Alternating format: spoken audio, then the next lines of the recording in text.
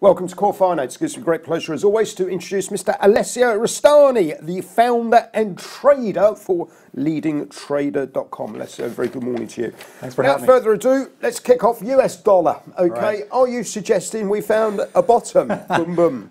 Well, actually, I'm not a bottom fisher, unlike many folks out there who probably would do that. But you know what? I would say this. Keep an eye. I would suggest your viewers and everybody keep an eye on the US dollar.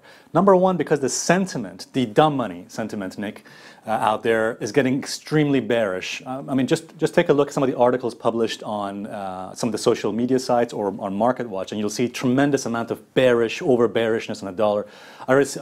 One of the things I do is sometimes I also keep an eye on other newsletter writers, and I want to see what they're saying, because you can also use them as a contrarian signal. Yep. I recently got a newsletter saying major crash is coming in the US dollar. I was thinking, where have you been for the last few weeks, for the last few months? Because the crash has already started months ago.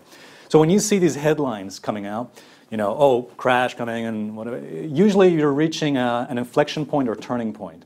So guys, if we just go back to that chart of the US dollar, so Nick, on the left, what I have here, if you just focus on that left chart, yep. Courtesy of Jason Geppert of sentimenttrader.com, just give a shout out to him because he does some fantastic stuff.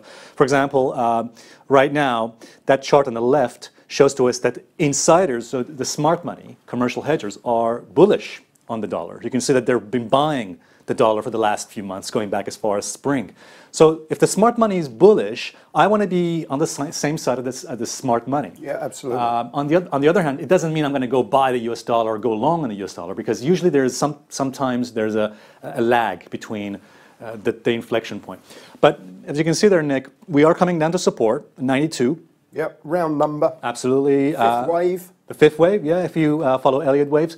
I will say this, Nick, I think I said this before in this show, which is that Elliott waves seem to be the Marmite of the analysis and trading. Some people hate them, some people like them. I used to be a hater, I used to be extremely skeptical about Elliott waves, but now I'm beginning to see, you know what, there's something in this. I would say this, look, if you don't like Elliott waves, put it this way, if you use electricity works. You don't have to know how electricity works. You don't have to know how the electrons and everything come together. Same thing with Elliott waves. It works. You know, I've seen it work more often than it doesn't.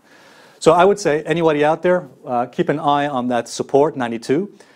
Wait for a bounce from that level. A close above 93 would suggest that, you know what, we're reaching for a correction, an ABC wave correction there. So that's what I got on the dollar, which means, by the way, Nick, if the dollar bounces from that level, also be short in the euro, because the euro would be the inverse of that chart.